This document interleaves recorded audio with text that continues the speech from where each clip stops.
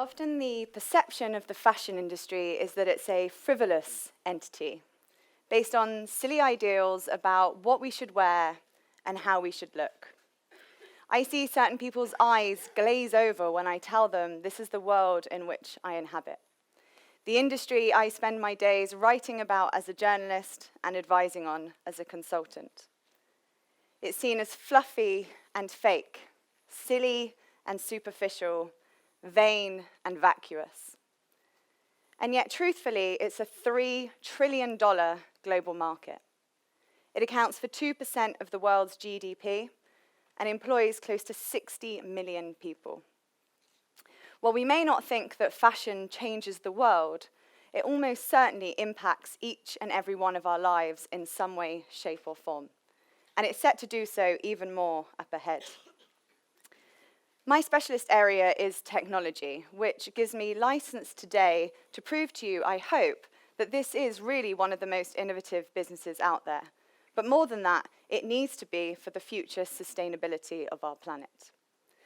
To do so, I wanted to start with something a little bit fun and talk to you about the future of fashion through the lens of the expectation that film has set. There's a scene in Back to the Future Part 2 where Marty McFly arrives in the future and dons a pair of self-lacing shoes. It's one of the most iconic moments in film history as far as technology goes, and particularly where fashion is concerned. Now, jump to today, nearly 30 years later, and of course that's not standard footwear attire at all, despite the imagination that it would be. Then again, so too did the filmmakers believe that we would all be riding around on hoverboards, wear instantly drying jackets, as McFly also has on here, and have access to that little thing called time travel. Hollywood has long made promises that we've chased after ever since. Let me give you another example where fashion is concerned. In 1995, Cher Horowitz of Clueless introduced us to her virtual wardrobe. It was an icon of desirability for every teenage girl at that point in time, of which I was massively a part. In her oversized desktop computer, she scrolled through all sorts of different looks that she could wear to school on any given day until she got her match. It was a catalogue of all of the things she owned, but more than that, a symbol of the future for an intelligent, connected wardrobe, and importantly, for fashion and technology coming together. Of course, we still don't all own one of those either. So what about the Invisibility cloak? Long a fantasy of folklore and fairy tale, it's also been a massive part of modern day literature and film, including the likes of Harry Potter. Now, while we don't own one of those either, all of these depictions I've given you in film so far do present some really quite incredible, not to mention feasible ideas for the future of our garments.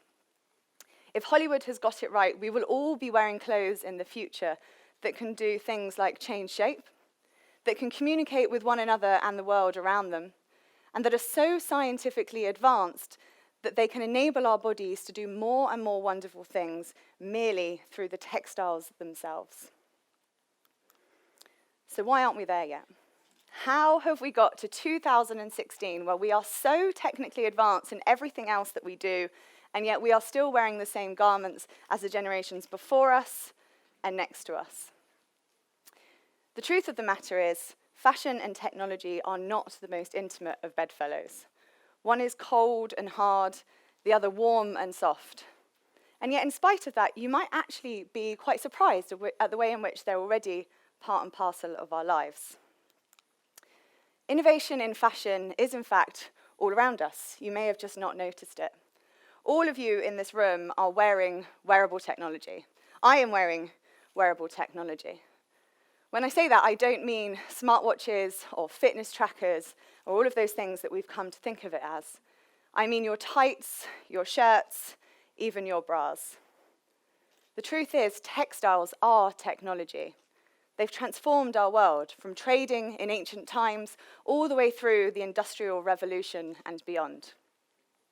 When we think about hosiery, for instance, we forget the fact that nylon stockings were built around innovations in polymers by DuPont just after the Second World War. Equally, we take for granted that Lycra was invented in the 1950s. And did you know that Marks and Spencer was the first British retailer to open a research laboratory dedicated to pioneering new fabrics? That led to all sorts in the way of easy care synthetics through to machine washable wools. Innovation and Marks and Spencer, not two words that I thought I would be putting together in a sentence on the TED stage. Equally, the idea of shirts that are crease resistant or gym clothes that wick away moisture, very thankfully, are also things that we now just completely come to expect. We're used to this amazing amount of innovation from largely the big sportswear and outdoor brands. As for our bras, let me tell you one incredible story. In 1965, the industrial division of underwear manufacturer Playtex managed to convince NASA to let it enter a design into a closed competition for the Apollo spacesuit. Now, they had previously been pushed out at an earlier stage of the race for being, indeed, too frivolous a fashion company rather than an engineering one, therefore perceived not to have the technical skill. And yet they went on to win it in just 6 short weeks of this part of the competition, praised for their high-level couture sewing skills and the expertise of their seamstresses. They had to make something that was flexible and strong enough, which of course they had the know-how from making bras. What resulted was a suit that was of course able to withstand the enormous demands of lunar exploration. It was a crucial part of the resulting astronaut's success. So let me tell you this. A company that makes bras sent man to the moon.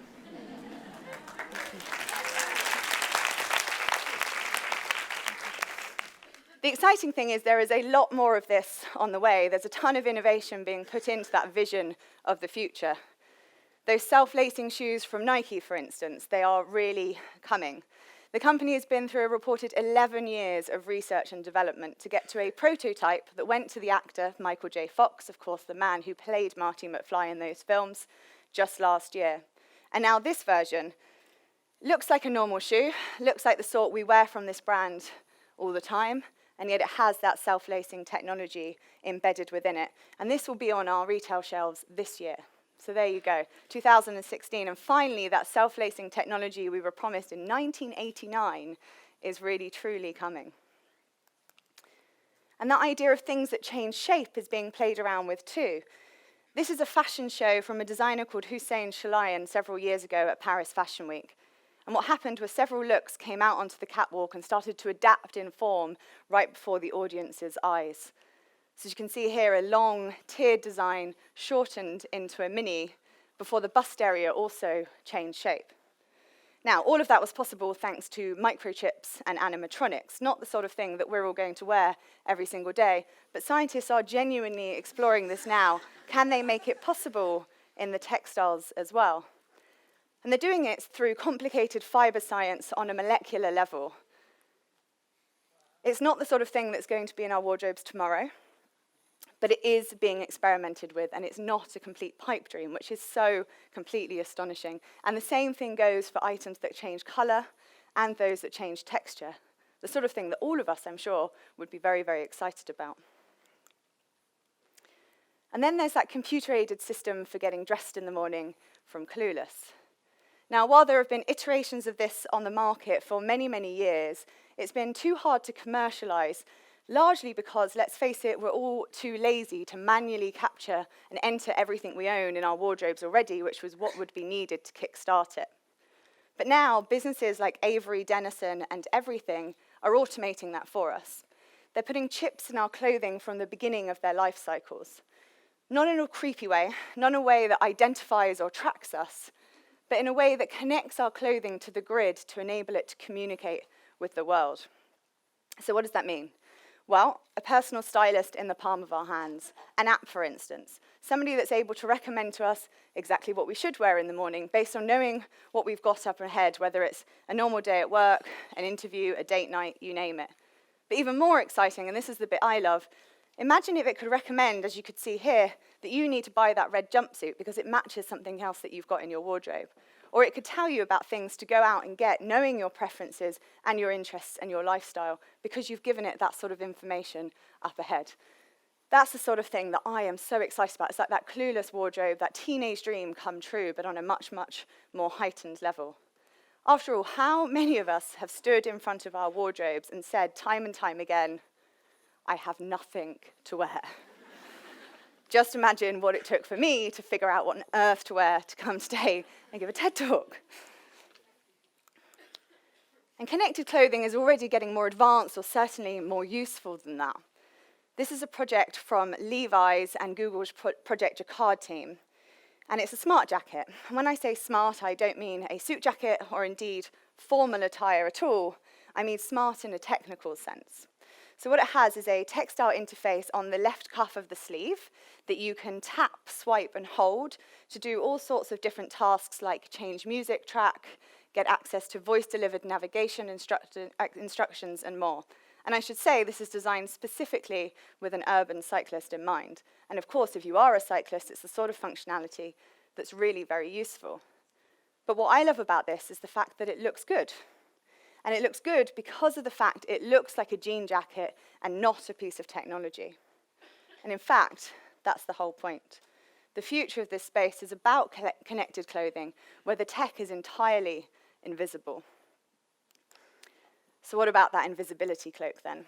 Can you imagine if we could actually have this or something like this? Well, scientists think they might have got to a point of making it possible. And they're doing so by making curved surfaces appear flat when they come into contact with electromagnetic waves. So it's about bending light around the human form. And they're also exploring and taking inspiration from the way that refracted light creates the bold colour of the morpho butterfly, which is why I have this beautiful picture up here. And in fact, where nature comes in really does speak to the future of this space and the sort of innovations in our clothing that we will completely take for granted in the future. There's all sorts of startups doing an incredible amount of amazing things here, but one of them that I'm tracking is called Boltthreads, and what they're doing is creating artificial spider silk at scale. They're brewing it in fermentation vats and then spinning it into yarn to make a material that's stronger than Kevlar, but more durable and at least as flexible as Lycra, which is absolutely astounding. And the amazing thing is we're going to be able to wear this as well. They've partnered with Patagonia, the outerwear brand, so presumably this will be coming to our coats and our jackets in the foreseeable future. And then this one, Modern Meadow, is growing leather in a lab. I'm just going to say that again. They're growing leather in a lab. This is a little tiny strip of it that you can see here. And it's kind of the same basis as Boltthreads in that they are imitating nature. So biomimicry is what we call it. And they're doing so by recreating the same proteins and fibers found in skin, rather than taking it from the animal, taking it from livestock. The result is material that's not only more environmentally friendly, but aesthetically and functionally more advanced than what we find in nature too. All of this combined is the beginning of a new material revolution. And never before has it been more necessary. The fashion industry is the second largest polluter in the world after oil. It accounts for 10% of all global carbon emissions, uses a quarter of the chemicals produced worldwide each year, and comes just after agriculture in the amount of water it consumes. Those soft cottons that you love, they're almost as bad as the man-made fibers we now tut over because of their petrochemicals. It takes 20,000 litres of water to create one pair of jeans and a single t-shirt. And then we've got to get it to the place that it needs to be. And let's face it, we'll probably all throw them away when we get bored of them. Our greed for new clothing now sees 100 billion items produced worldwide each year. That's a 60% increase since the year 2000. 100 billion items. What's worse is that 3 out of 5 of those then end up in landfill or incineration within the same 12-month period. Fashion no matter what angle you look at it from, is seriously damaging our planet. So we have got to do something to change it. We need to produce less on the one hand, but we also need to look at alternatives, because the commercial side of this business is never really going to change that argument around volume. This is what I really care about. This is when we go from frivolity to sustainability. This is when innovation steps in so that fashion can really change the world, or certainly its world.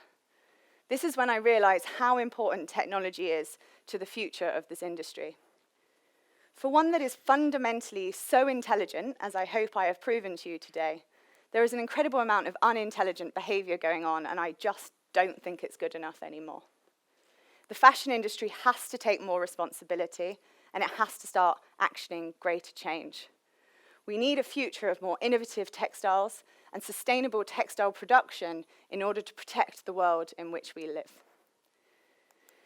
So I challenge you today to go away and think about what you're wearing.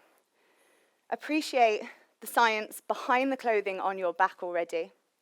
Fantasize and get excited about what that might look like in the future, because that vision is so important to drive this forward. But more importantly, start demanding better choices from the brands that you buy from, so that fashion as an industry has no choice but to reduce the damage that it does. Innovation in sustainability has got to be the thing we take for granted in the future, even if this industry is still perceived as a completely frivolous one. Thank you.